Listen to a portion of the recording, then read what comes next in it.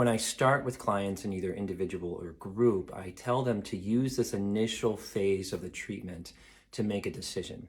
And the decision is, can you make a decision about whether your parents were right about you or not? Were they right that you weren't lovable? Were they right that you weren't good enough? Were they right that you didn't have the moxie that your siblings have? Were they right that you didn't have the right stuff to fix their situations? Were they right about that everything was your fault? And to really make that decision through the work, through learning about the toxic family system. And then it's the inner adult that can make that decision and then start to parent the inner child about whether all that stuff is true. Because your inner child is still preoccupied with that stuff. That's the fights with the partner, the stuff that comes up with work, the stuff that you don't like about yourself.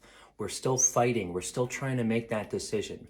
So I just want to challenge you a little bit. Can you make that decision about whether they were right about you or not?